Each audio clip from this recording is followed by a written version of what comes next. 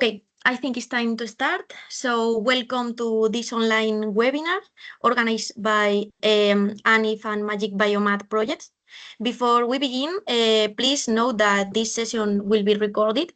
We kindly ask you to keep your microphones muted during the presentations to avoid any background noise. And if you have any questions, please write them in the chat and we will address them at the end of all the talks. In this session, we will explore how 3D printing and biofabrication are opening up new opportunities for the development of bio-based and biodegradable materials with enhanced circularity and reduced environmental impact. As sustainability becomes a key driver of innovation, additive manufacturing is creating new possibilities for design high-performance materials while also considering their end-of-life management.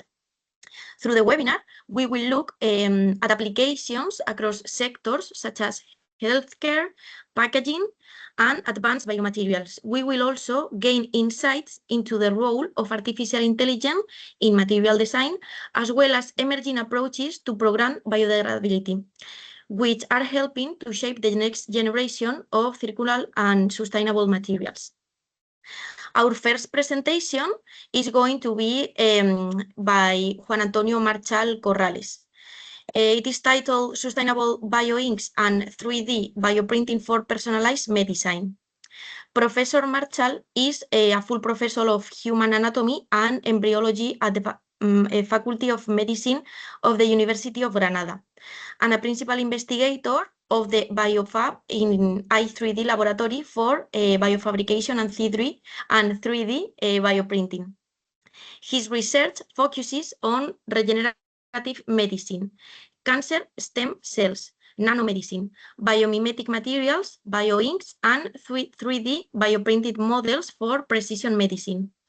He has led and participated in numerous national and international research projects, is inventor of several patents, co-founder of technology-based companies, and has an extensive scientific track record in biomedical research. In his presentation, he will introduce current strategies in 3D bioprinting and biofabrication for the development of biomimetic tissues, advanced bioinks, and disease models. Special attention will be given to medicinal application in regenerative medicine, cancer modeling, and personalized therapeutic approaches. So, Juan Antonio, the floor is yours. Thank you so much, Anna. Thank you to Icon and Sofia for organizing this webinar, and also to Anna for the presentation. I'm going to share my screen.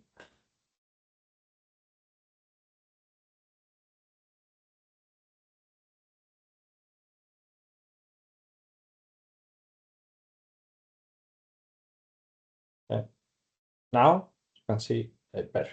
Full screen. You can see my full screen. Not at all. Not at all. Sorry, one moment.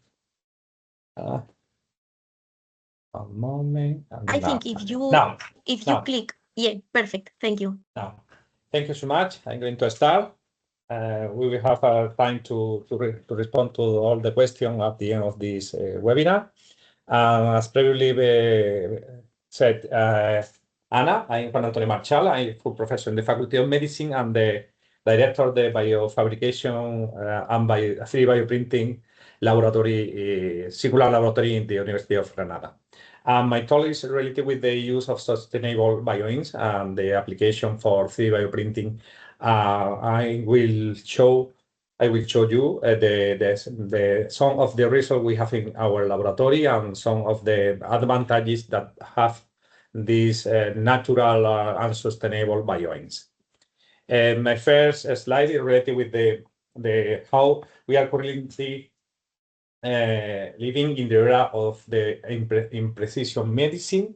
That means that, for example, you can see here in the table in the scheme how in the USA the 10 highest grossing blockbuster drugs fail to help a large fraction of patients.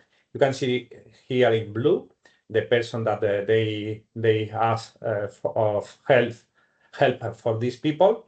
But also, do you have in red the people that in the condition of that this drug fail in improve the disease, and they are of between 3 and 24 people.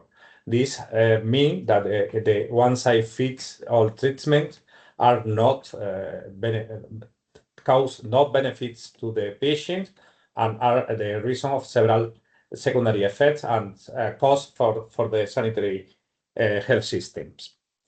And that now, in the last year, there are some changes related with this, mainly a paradigms shift for this in precision medicine toward precision medicine, that is a more holistic view of an individual patient, and is related to the direction toward a more personalized medicine. In the column of the left, you can see the classical one-size-fits-all medicine, in which you can see the patient that are with a treatment. This treatment provoke not only benefits for this patient, but in several patients, cause adverse events, as previously mentioned, or it doesn't benefit for the patient. Now we can move from the toward an stratified medicine where the patient are grouped by disease type, by demographic, socioeconomic, clinical feature, and biomarker. We can have molecular subpopulation using several genomics and omics technologies. Also, we can have a record from the patient in the lifestyle, the preferences, all the health story along the time, the medical records, and also even we can have the exogenous factor. And the final goal is to have this precision medicine that what an individual patient, in combination with a companion diagnostics and therapy, we can have as a result that each patient benefits from individualized treatment. In fact, this precision medicine ensures the delivery of the right intervention to the right patient at the right time. And then in this case, we have the 3D bioprinting that can have the same philosophy of this precision medicine. We can use this technology to have a more precise and personalized medicine. On the left, you can see here how the cell therapy is personalized. You can obtain a biopsy from a patient. This biopsy, you can isolate the cells, have this cell in cell culture, and then use the proliferation of this cell. And after you mixing with the cell-specific scaffold, because the injuries of the tissues are in 3D, you can mix these two factors, the cells, proliferated cells, and the scaffold, and using several growth factors or mechanical stimulus, you can have a mimetic tissue that can be implanted again in the patient, in the patient. But using this technology, the 3D printing technology, the workflow is different because we can obtain several kinds of cells from a biopsy. For example, in this case, are represented the cell obtained from the skin.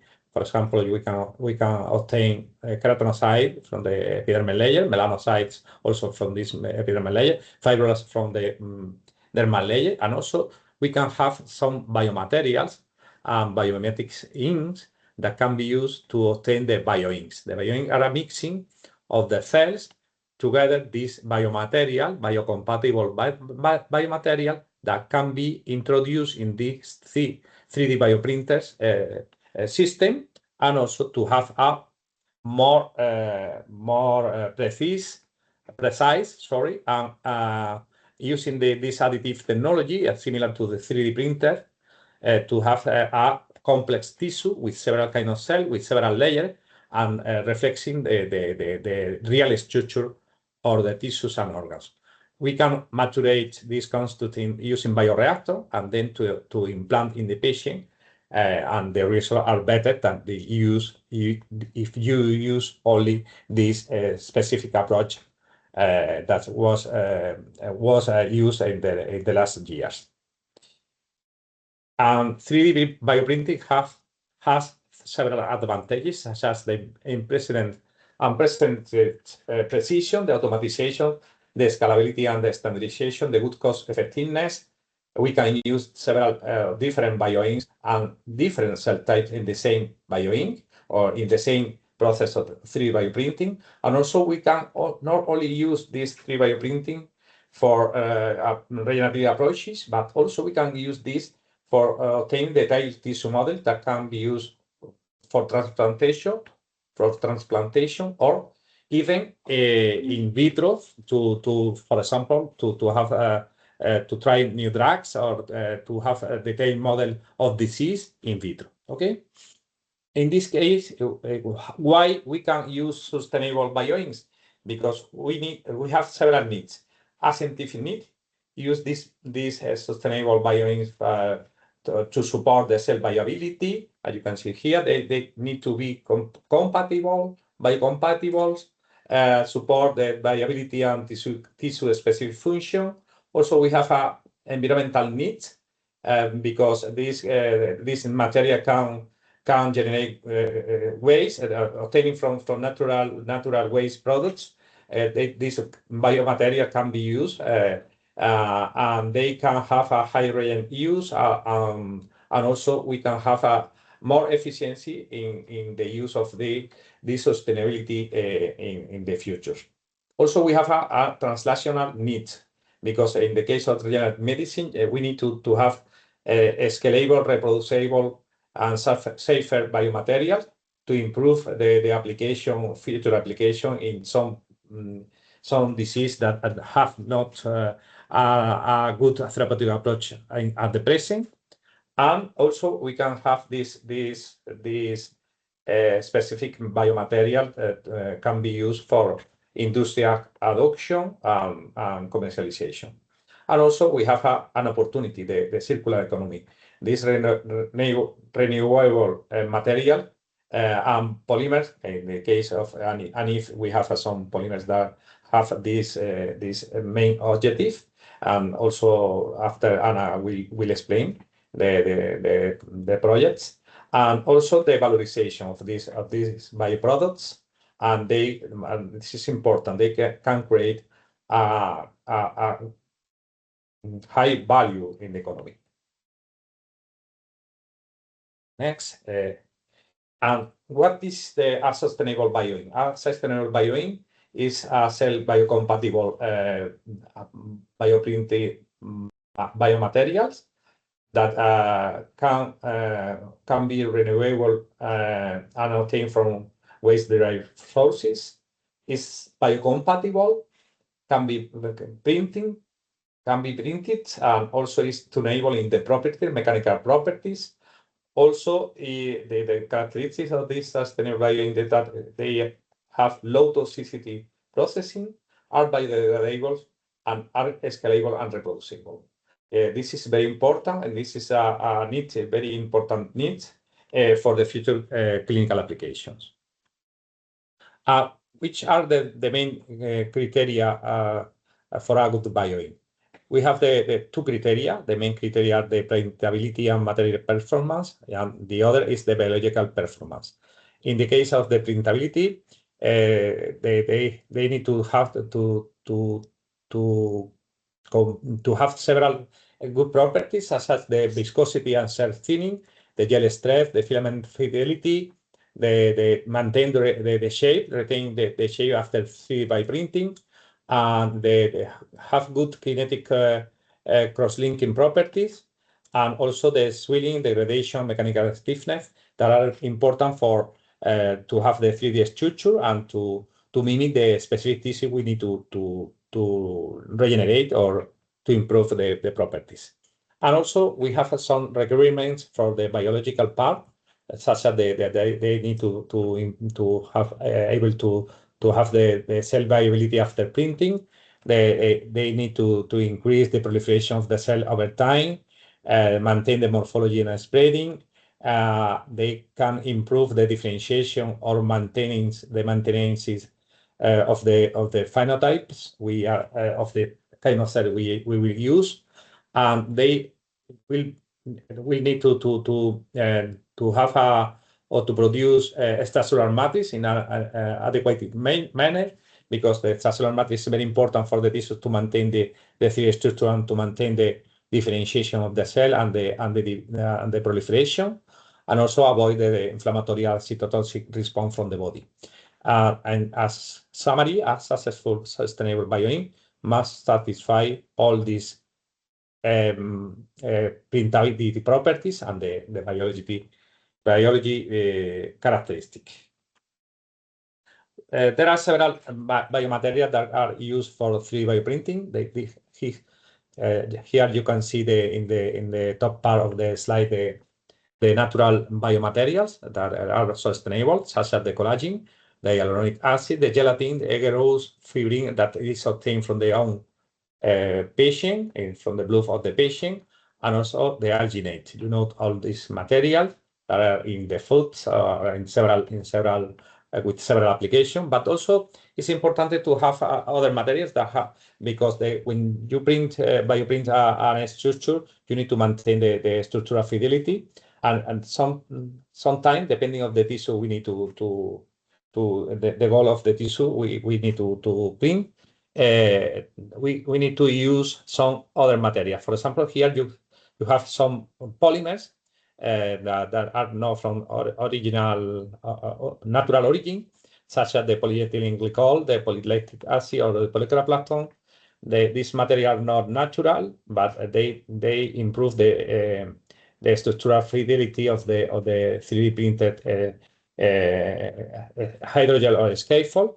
But also, as in ANIF project, we need to develop new biomaterial that can be sustainable. And then also, Anna will explain in the next talk the characteristic of ANIF PH projects. Which are the main sustainable biomaterial families? In these families are mainly plant and algae-derived polysaccharides, such as previously mentioned, alginate, pectin, agarose, and some other material. The main strengths are that they are renewables, they are abundant, and also biodegradables.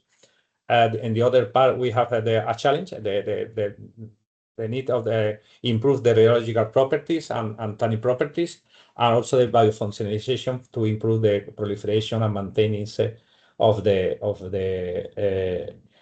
differentiation of the cell. Also, we have nanocellulose system, or a mixing of the pectin and cellulose blends in the frame of the project ANIF. We have some cellulose that we will use for improve the property of the biomaterials. They have some strengths, such as the excellent reinforcement of the structure, the self-cleaning control, and there are some challenges, such as the limited intrinsic bioactivity. And in the case of the mixing of the pectin and cellulose blends, we have some challenges, such as the formulation optimization required to have several rates each material, and some strengths, such as the improved print fidelity to have this 3D structure. Also, we have some sustainable biomaterial obtained from marine products, such as the alginate, chitosan, carrageenan, or fish gelatin. They have a fast gelation and broad availability as a strength, and some challenges are the problem with the cell adhesion in this kind of material. And finally, we have some specific results from our lab related with this part. These are the cell-derived, the cellular extracellular matrix biomaterials. This cell-derived, the cellular extracellular matrix is obtained from the human, from the patient, or from the a person, sorry, and we can obtain the cell from the person. We can have, for example, cell-derived extracellular matrix from mature cells, such as you can see here.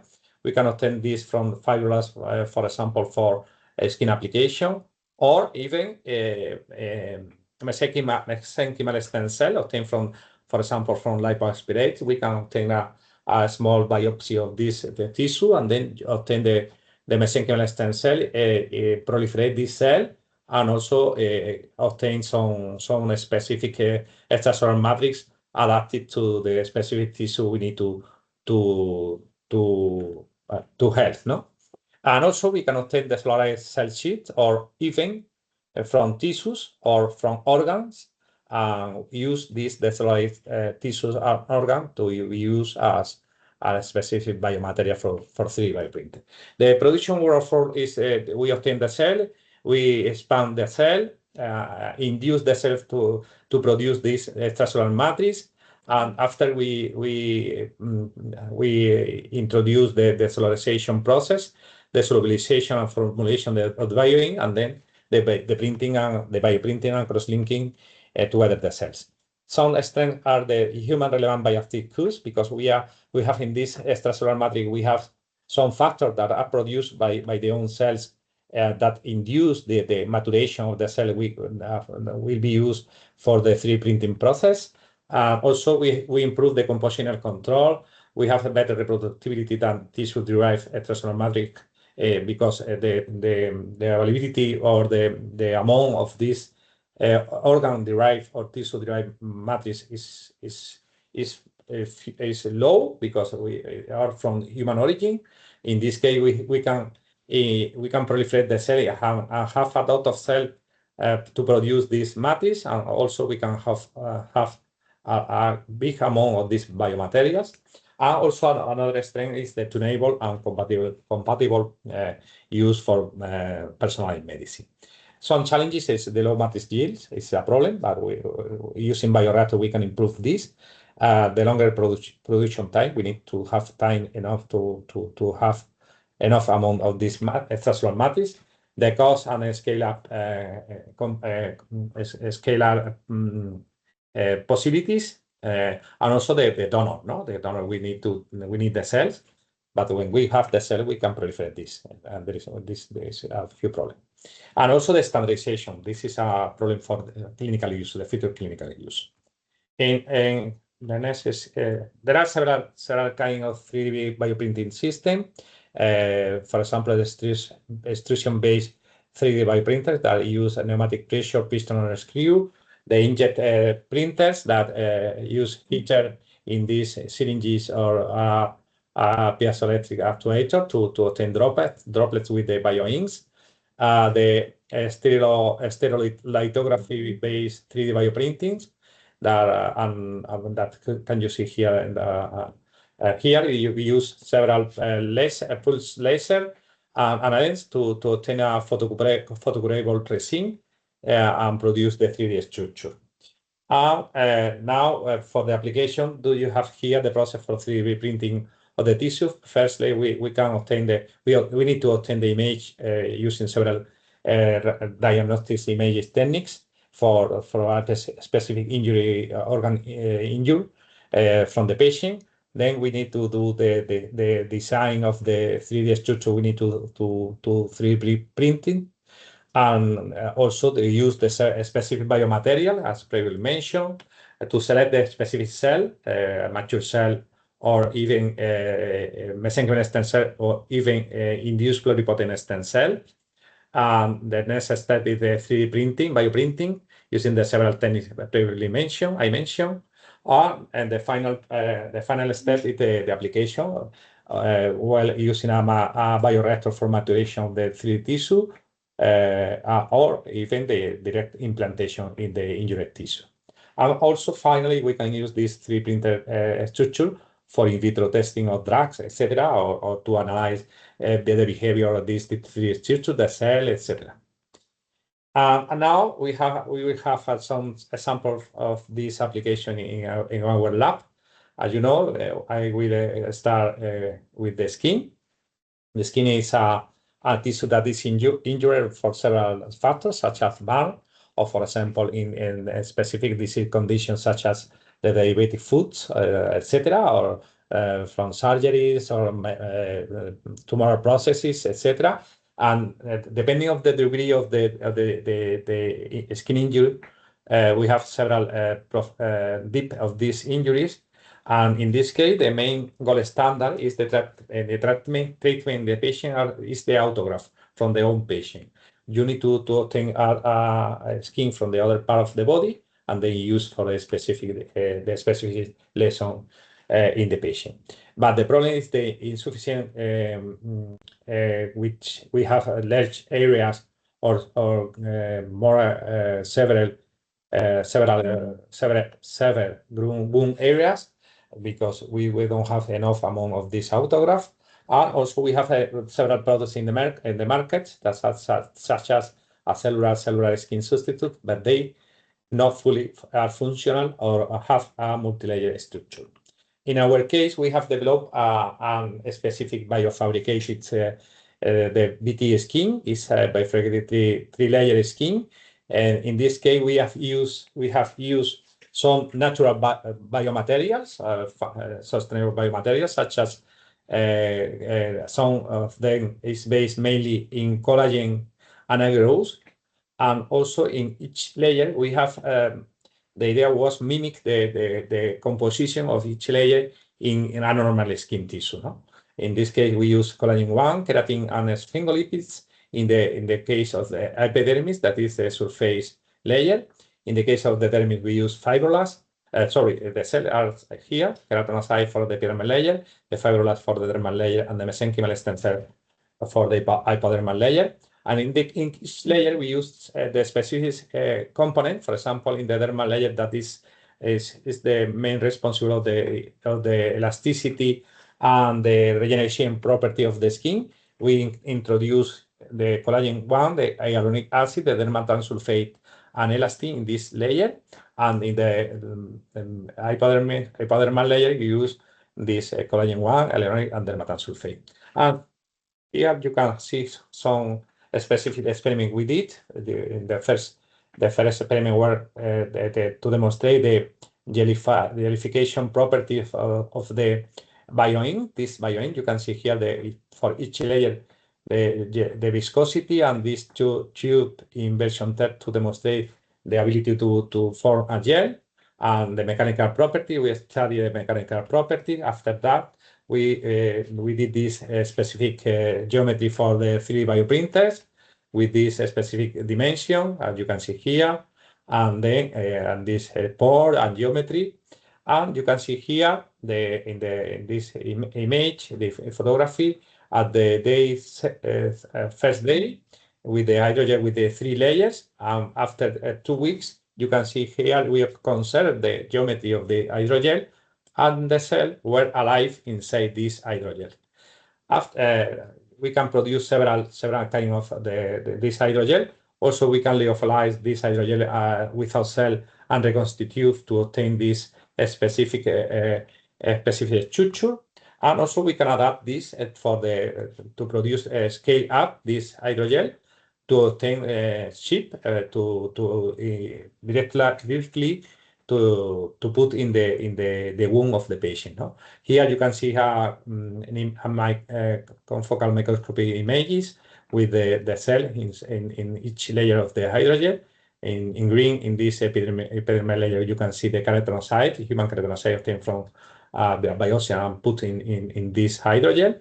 The dermal layer with the fibroblasts, and the epidermal layer with the mesenchymal stem cell. And also we did the experiment in the animal, in a specific model of skin injury. This is in mice. As you can see here, we have several groups. The control without any application, the autograft from the same animal, and our hydrogel with cells. And after 2 weeks, we observe in the evolution of this wound that we have a significant result about the wound scale area after 2 weeks that were more significant than in the gold standard, the autograft. And at the end of the process, as you can see here, you can observe that at the end of the process, we have a perfect wound healing in the animal. Okay. In relation with the cell-derived, the cellular extracellular matrix for 3D bioprinting, the process we obtain sample from from lipoaspirates in patient. We isolate the mesenchymal stem cells that are stem cells that have some property of differentiation toward several tissues. In this case, for application we have some several applications. After the proliferation and differentiation and characterization, we induce this process of decellularization. We have the gelification of the bio-ink, and then they use for the 3D bioprinter. In a specific application for cartilage, you can observe here that using this mesenchymal stem cell, adding to the TGF beta 3, we induce the pre-differentiation of this mesenchymal stem cell toward cartilage tissue. This is the demonstration here in the C figure. You can observe how the staining of this cell in culture are similar to the chondrocyte, that are the cells that are obtained from the cartilage, mature cartilage. You can observe the increase of collagen 2, the glycosamine glycans as in the cartilage, and also the aggregate that is a marker of differentiation toward cartilage. Also, you can see here a graphic in the quantification of the collagen 2 is the main indicator of differentiation of this cartilage, of this mesenchymal stem cell toward cartilage. And after this, these are the matrices with the staining of the specific staining for cartilage, pre-decellularization, and after the decellularization, you can observe that all the matrices maintain all the main components that are such as collagen type 2, glycosamine glycans, and also we did a proteomic analysis with the several collagen we have inside, and we demonstrate that inside this extracellular matrix we have proteins that are important in the cartilage, in the extracellular matrix of the cartilage. Then we have the power, lyophilase power with our matrix. This power can be used, ready to use when we need, for example, for application in the patient. We did this gelification process, and you can observe that we obtain a gel that can be extruded by the 3D bioprinters. Here you can see our filament in this image of the scanning electron microscopy with several concentration of this decellularized extracellular matrix. And after that, we did this 3D bioprinting in an scaffold, because for cartilage we need an scaffold, and put this scaffold in a pocket in the mice, a subcutaneous pocket in the mice. And after 1 month, you can observe here that we obtain after 4 weeks, 1 month. This is the cartilage, the structure of the cartilage. We obtain this sample from the mice, and you can observe that all were able to maintain the cartilage properties after these 4 weeks in the mice. Another example. Sorry, I'm rolling with the next slide. Sorry, I'm going to share again. Another example that has been published analysis from our group is the use of IPS, induced pluripotent stem cell, obtained from omentum from a patient. They obtain this IPS cell, and also they obtain the extracellular matrix from the tissue, and they generate a nitrogen, use this decellularized extracellular matrix, and from the IPS they induce the differentiation toward cardiomyocyte and endothelial cells that are responsible for the vessel in the heart. And they did a bio-ink composed by this extracellular matrix obtained from the own tissue from the patient, and also using a gelatin as sacrificial bio-ink, and they did the bio-ink formulation and did the 3D bioprinting of the cardiac patch with the 2 kinds of cell, and also a hair-like structure, a complete hair-like structure. Here you can see the result. They obtain a mini hair with the same property of the same, using an image of this patient, an eye image of the hair of this patient, they were able to bioprint this alive 3D mini heart. The mini heart don't have the ability to contract of contraction, but you can see here in this image, real image, nor colored images with a specific marker for each kind of cell, the cardiomyocyte in this color, and also the endothelial cell in orange, producing the vessel and all the cavities of the hair. This is an example. This mini hair can be used alive for to try to test several drugs, toxic drugs, new drugs, and analyzing the toxicity, or to do a personalized medicine with a specific treatment for this patient, for example. Another example is for the application in the skin, for skin regeneration. We are using this extracellular matrix obtained by from fibroblasts, from a biopsy from the skin of a patient. We proliferate the fibroblasts and also the mesenchymal stem cell. And to do the bioink, we use the human plasma from this patient. We obtain this the fibrinogen, and we obtain this bioink. We have the ability to using thrombin to do the gelification of this bioink. And the idea is this: we obtain an image of the injury of this patient. In this case, is a venous ulcer. We a 3D scan. After that, we obtain this 3D structure, and we use the extracellular matrix obtained from the fibroblasts. And after that, we mix with the cell, and the results are this. This is some results from the specific application in this patient. You can observe here a venous ulcer in this patient.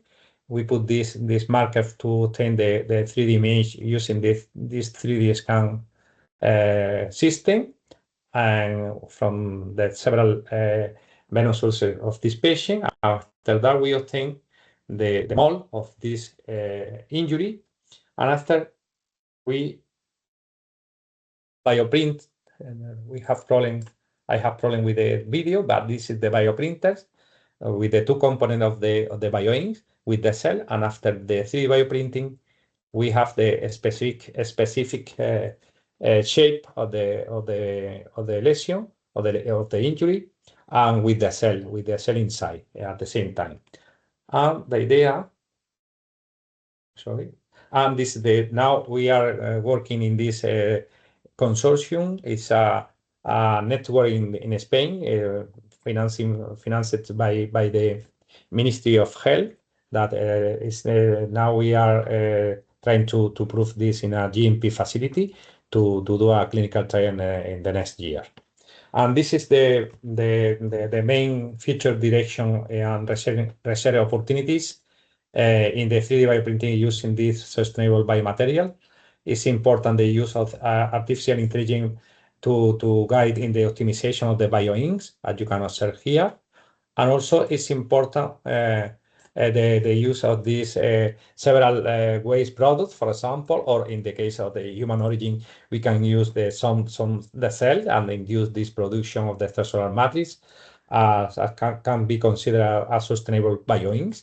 And also we can combine several sustainable bioinks to improve the property of this in the 3D bioprinting. And also we can the main challenge is the standardization of this bioink for application in patient in the future. And also the several applications we have several applications, such as I previously showed, such as the cartilage, the skin, the wound healing, for in vitro disease model, and other applications in regenerative medicine. And finally, as conclusion, the most promising part is not just greener material, it is sustainable performance. Finally, this is my research group. This is the most important of all my presentation, because we have several profiles in the research group. We have biomedical engineers, biologists, pharmacists, mathematics, etc. And this is important, the collaboration between the several fields of science to have the result, because the patient waiting solution. Thank you very much for your attention. This is all. Thank you very much for this detailed presentation, Juan Antonio. It's really interesting that many of the materials currently available in our body can be used with a 3D printer. And just a reminder for all the attendees, if you have any questions, you can ask them via chat, and we will answer them later. Our second presentation of today, titled Sustainable Probiotic Functionalized Wound Resins from Bio-Based Design to Control Biodegradation, will be delivered by Ana Voltes Martínez. Ana holds a bachelor's degree in health engineering from the University of Sevilla, as well as a master's degree in tissue engineering and advanced therapies, and in biomedical engineering and digital health. She's currently developing her doctoral thesis in the biomedicine program at the University of Granada, within the research group led by Juan Antonio Marchal. Her work as a research and development scientists focus on new biomaterials and their effects on different cellular processes at macroscopic, cellular, and molecular levels. She also has extensive experience in digital design, modeling, and 3D bioprinting. In this presentation, she will explain the development of PHBB-based wound resins functionalized with probiotics.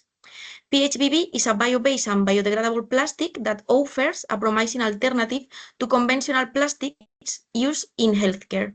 By integrating probiotics, these wound resins aim to support wound healing, reduce dependence on antibiotics, and enable control and environmentally friendly biodegradation. Anna, wherever you want, the floor is yours, and we can see your presentation in full mode. Thank you. Thank you, Anna, for the presentation. Can you see my screen? Yes. I think, okay, perfect. So good afternoon to all. My name is Ana Voltes, as Anna said before. I'm a researcher at the University of Granada in the group of led by Juan Antonio Marchal. Now I'm going to talk briefly about the ANIF project. That is, ANIF is the acronym of Avoiding the Negative Impacts Produced by Plastic Materials in Humanitarian Context. And specifically, I'll be discussing about the development of sustainable probiotic functionalized wound dressings.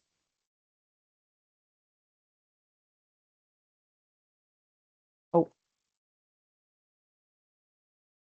Okay, now, sorry. Well, as many of you already know, there's a serious problem with the use of non-reusable and non-biodegradable plastics. One of the sectors that is affected by this problem is the healthcare sector, where in addition to the plastic waste, the biological waste is also generated. So this can be a public health problem in a future because of can provoke resistance to some treatments in relation to diseases. So what is ANIF seeking to promote? No? Well, ANIF wants to prevent the negative impact through the use of bio-based and biodegradable plastic products. To do that, we are developing bioplastic materials derived from polyhydroxyl canoates, or in this case, PHBB, as I mentioned before, that are based on all the project is based on a circular economy strategy with controlling the biodegradation properties of the materials. In ANIF, we are focused on the biofabrication of the sustainable wound dressing and its packaging, also its packaging. So briefly, this is a summary about the specific objectives of the project. And the first step is the development of our future, in the development of our future projects, the synthesis and the production of the PHA-based materials. that they have to maintain while maintaining their specific properties. So we have to modify a bit the formulation and the compounding process, so that will improve the processability and the future biodegradability of the material. That is our focus, no? And besides, at the same time, we are developing a bioactive, antibiotic-free material based on probiotics and bacterial cellulose. This will help to prevent future infections in open injuries. So these materials will be combined to produce those sustainable wound dressing. And well, the PHBV together with the probiotic cellulose will be used for the wound dressings, and PHA, that is another PHA derived material, will be used in the manufacture of the packaging. All of this will ensure the safety and zero ecotoxicity of the final product. And during the whole process, we'll also use an AI tool. We'll use an AI tool developed by the Agricultural University of Athens that is capable of predict the product's behavior and the degradation capacity in different environments. For example, in different kinds of soils or kinds of water. Okay, so what do we need to design those wound dressing? Well, first of all, we'll need the PHBV materials combined with the probiotics cellulose. So we have to adapt them because by themselves they are not extrudable, no? Because we want to use them in with 3D bioprinting techniques. Why? Because we want to personalize the design of those wound dressing and adapt them. Depends on for example, the injuries of the future patients, no? So it's important to remark that those materials are not mixed. They are combined because they have different mechanical and physicochemical properties. So they are combined like layer by layer, in a layer by layer bioactive structure. So once we biofabricate the wound dressing, we always have to characterize and validate those bioactive wound dressing to demonstrate that they are safe, non-toxic, and that they can help to, in this case, to prevent the infection in open wounds. That is our goal. So now I'm going to show you some few results, previous results of the project. Well, on this slide, we can see the result. The left side is the product. It's bacterial cellulose. Okay, that will be the base of our probiotic cellulose product. In the right side, on the image of the right side, sorry, you can see a scanning electron microscopy image that shows you like the combination of the probiotics. Can you see the arrow? More or less. Well, Yes. here we can see. Okay, thank you. Here we can see the probiotic material that is combined. In this case, is combined or inside the cellulose fibers. And in this slide, we can see another result of the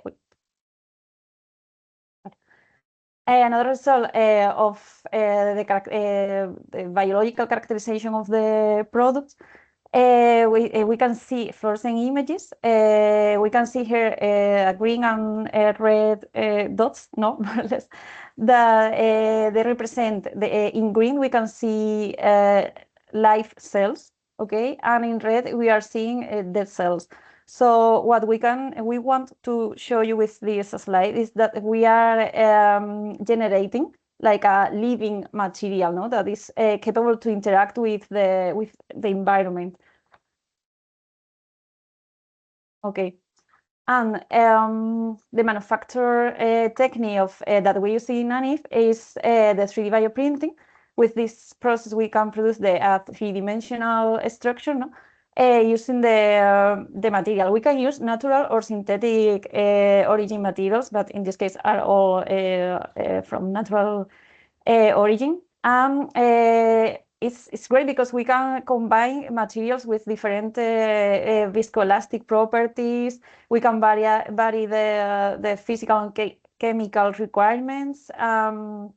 We can use, for example, in this case, the probiotic cellulose has a completely different properties compared to the PHVB material. The PHVB material is a polymer. We need to extrude it using thermal treatments.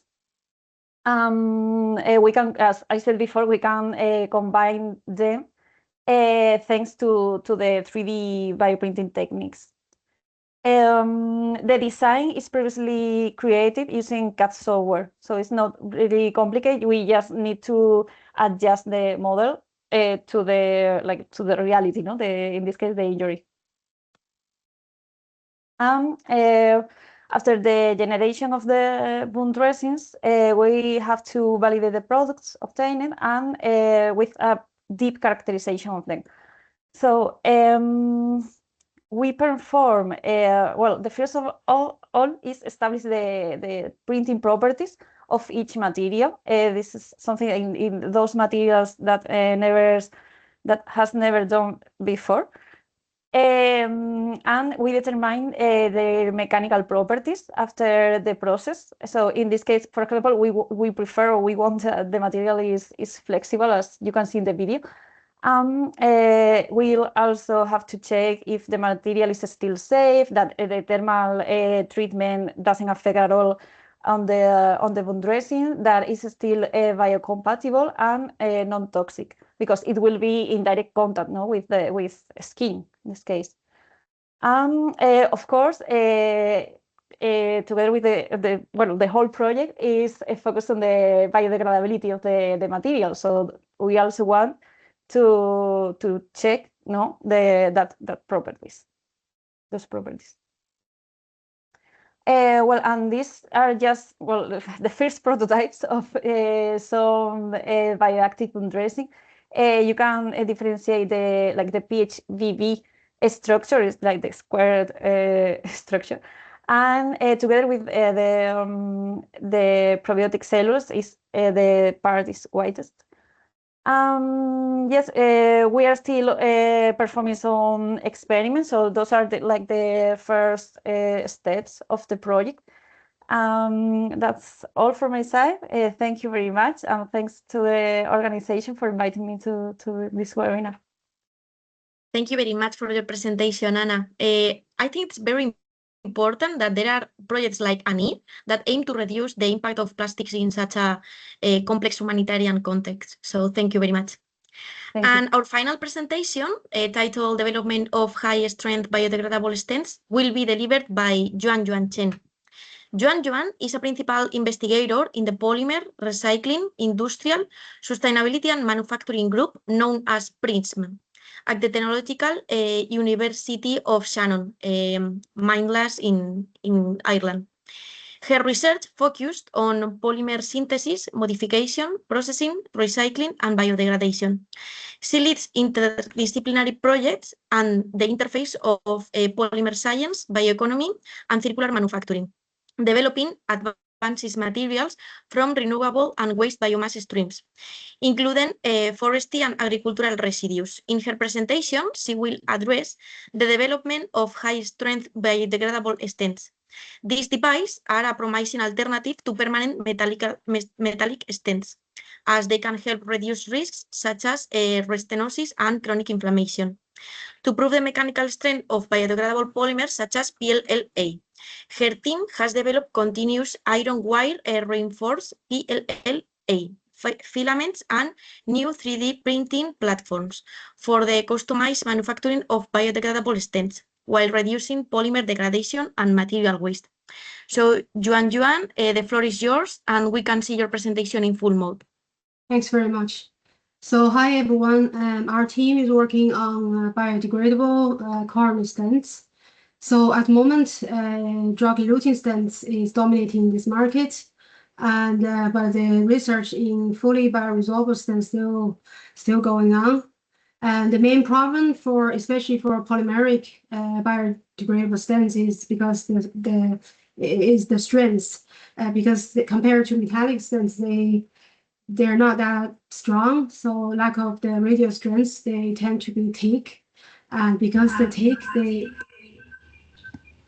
is everything okay? Yeah. Okay. So my goal is actually to reinforce, to make the material strong, so I can have a thinner stent strut. So one of the strategy is to have continuous wire as a reinforcement, and I made a crosshead die in simplified version, and installed onto our single screw extruder. So we have a wire coming one side and polymer come in from the feeding side of the screw, and when it's come out, it has this filament material outside and the iron wire inside. So with this material, we did the mechanical property test, and you can see that it's significantly improved. And that's where our material is compared to other published papers with metal wires. So this project is funded by Boston Scientific, it's a fellowship. So I had access to their mandrel, to their braiding machine. So using our continuous wire reinforced filament, we'll be able to make some stents, and we tested the radial strength of the stent as well. And you can see that the radial strength of the stents have been significantly improved. And we have a paper published on this topic, but the reason because by Boston Scientific's braiding machine and the mandrel, they're all kind of like a standard material. It's very expensive to make, and it's not able to achieve customized material, customized stents. So I moved on to 3D printing. I applied the same strategy to the printer head. So we have this needle installed here, basically to guide the wires coming, and then we print out with the wire inside. But we do notice the weak coming, the shortcoming is the wire is not in the center. But it's fine. We notice the weakness, but we just try to prove the concept, and we made some filaments. And I see if we can play. So we'll be able to print like these filaments have wires coming, and have material polymer filaments coming from the other side. You can see this wire, this is filament. So it be able to print like this, but because it's continuous wire, so we have to cut in the end. And no, it's fine now, just the concept. So after that, we did a degradation study, and and we found that actually have wire inside increased biodegradability. Those are images. You can see they corroded, but the problem, the thing is, we don't mind because we only use this to prove our concept. We can actually change to alloy or anything other materials, but that's not the point. The point is just prove the concept. And we have this paper published, and this is PhD students working on this. And after that, we moved on to 3D printing. So we changed our printing platform. We made this kind of rotating shaft. So we'll be able to print stents on this shaft. And those are the stents printed. Oh, I have image. We see it working. Okay. So this is kind of like a concept. Again, we have a wire coming and the element coming to the other side. We have to print out stents. So, and those are the image. Again, we do notice the material is not, some wires not in the center, like for example, this one. But anyway, that's something to be improved. And then I think yeah, this paper, this is published, and then we move on because as you can see, the 3D printing we use is FDM, and we have to use a filament. So the PLA filament, and if it's medical grade, it's expensive to make into filament, and it also have some issue with thermal stability. So we modified the 3D printer again, and we actually installed a single screw extruder instead of just feeding head, of the 3D printer. Okay, I can play this. So with this single screw extruder, you can put in the granule or powder of the polymer and then just print away. And we actually validate if this, we compare with the traditional non-modified FDM 3D printer with our modified 3D printer. We compare two of the printed samples, and there's no significant differences in mechanical properties. But we did prove that without step of making filaments, and the thermal degradation can be improved. And this paper was published in Additive Manufacturing. And then we move back to because we have this pellet 3D printer, so we just did another work about the recycling, because it's a granule or powder. So whatever you print it, if you don't need anymore or it's a failure or whatever, you can shred it into powder again.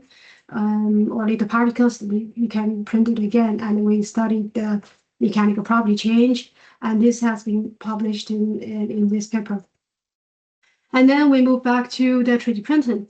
Again, we put this single screw mini extruder, just printing the stents on the shaft. I see if I have video.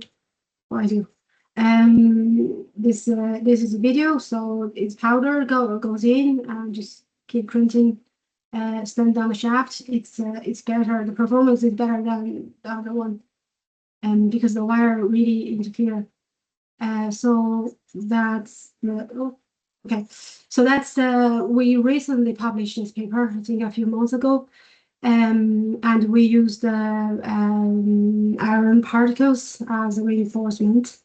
And so that's our study so far, and we are working on new material rather than the commercial available material, because I still think they're not good enough.